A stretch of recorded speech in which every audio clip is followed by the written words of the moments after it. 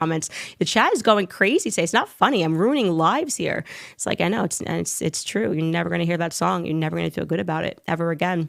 Okay. Marta writes, hey, Candace from Canada. Any tips for someone who was left leaning for 5.5 years and recently began coming to my senses about a year ago? A lot of things are drilled into my brain that I'm trying to unlearn. Also, when are you coming to Canada? Listen, you don't have to do what I did. People say, people take the red pill. I kind of snorted the red pill. What you're doing is great. Just hear different perspectives. And I think one of the biggest things is that you realize that the barrier to your transformation is the mainstream media. And that's why I love this Justin Baldoni example, because it really shows us that we're not so far apart. Like, I'm sure people who hated Trump were like, well, there's just no way. The New York Times says Trump did this, and now they're maybe going, okay, wait, if I can apply that to Justin Baldoni and see what they're doing to him, maybe it also happens to conservatives. You're not required to love Trump, but maybe the next time a case comes up, you'll go, well, let me just examine because I don't trust the New York Times. So stick with that, listen to different perspectives, and always just be willing to challenge your own notions by reading the other side of things is what I would say. Andy said no comment, but gave us a great donation. So thank you, Andy, for supporting the show. Kent Girl says, I am glad a light is being shed on Blake Lively and the Justin feud. As a sexual harassment victim myself, sexual harassment is not a weapon, and her fake reporting of this makes it harder for real victims to come forward. Yes, I totally agree. I think people that actually experience any sort of sexual trauma, harassment, would be a little bit reticent to make it like into a joke. Gordon Reynolds, shut up. You know what I mean? Seriously, you're acting like children. That's what I mean. All of these celebrities suffer from arrested development. They don't behave according to their age. And I have to remind people of their age, because you see it and you're like, oh, it's Ryan Reynolds. It's like, no, that's a 48-year-old man. Okay?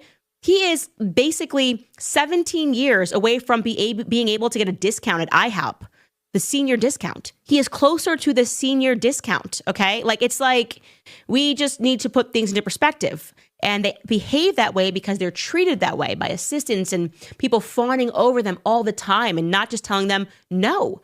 That's what Blake Lively needed to hear. I am sorry you wrote this scene and rewrote it. That's actually not what we hired you for. My answer is no.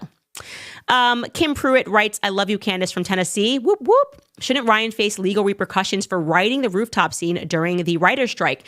Actually, if you look at the timeline, it was before the writer's strike. So this took place in April. And we can probably pull that timeline back up. The writer's strike began in June. So he would have written it just before.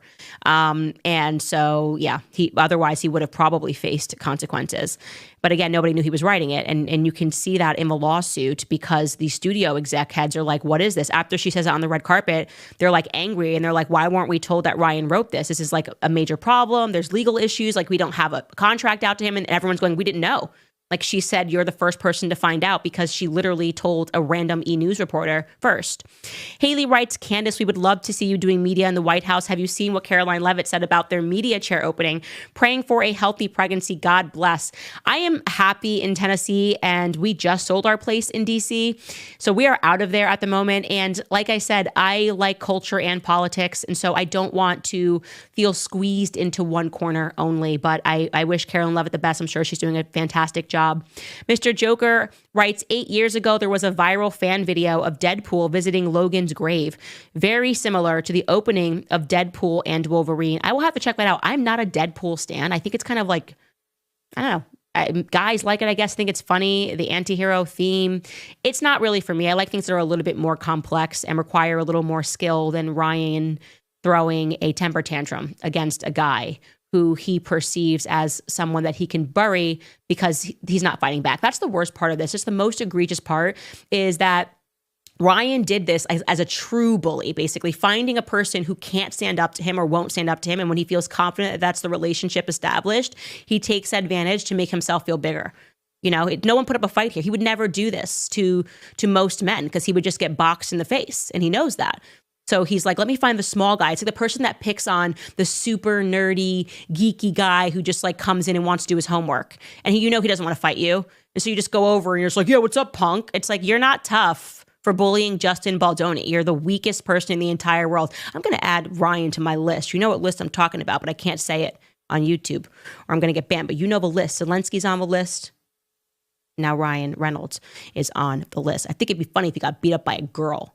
really funny if I got beat up by a girl, so I might do that. Oh, darn, I said I wasn't going to say it, and I did say it. Okay, Crippy Sue Creates writes, when he wins this case, I hope he donates $50K to a cause that you support, like saving babies. You deserve to be paid for the work that you've done. He wouldn't, because we disagree on everything politically. I'm telling you, I've looked through his Instagram. I've tried to find one point, like what would be the thing that me and Justin Baldoni could agree to donate on. And I don't think it exists. So if you guys have some ideas, let me know.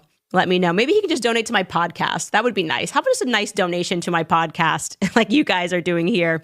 One guy's old opinion writes, they seem to be all cutthroats from Hollywood to me. None of the situation makes me anything. I don't care how wuss actor millionaires are treating each other. I care very much, because politics, as Andrew Breitbart once said, is downstream from culture. And like I said at the top of the show, all of these things are related. So we have to, kill these demons in Hollywood. We have to fight these demons in culture if we're going to win politically.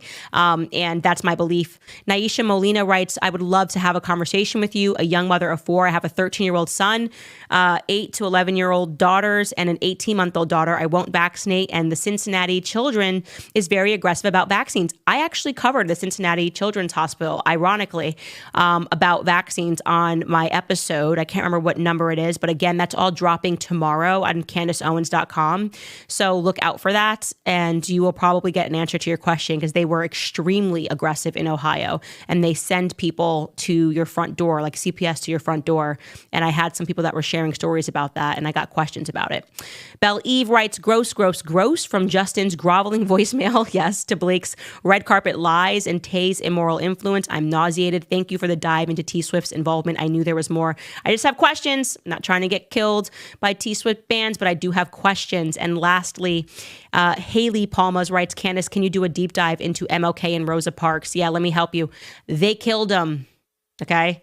If you want to watch the episode about MLK, you can go back and watch my sit down with Judge Joe Brown. I think it has like 3 million views. Incredible. He was involved in the case. He tells you every little detail.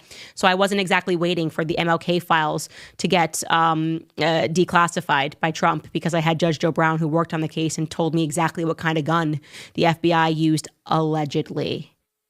YouTube, don't come for me. Everything's a joke until further notice. I've seen some videos on TikTok saying that Americans are being lied to about MLK and that it's a psyop. Thank you and God bless. Again, yes, check out Haley. Definitely check out that sit down I did with Judge Joe Brown. All right, guys, reminding you, Candace cups are at Club Candace. If you want to support the show, hey, maybe that's what he could do.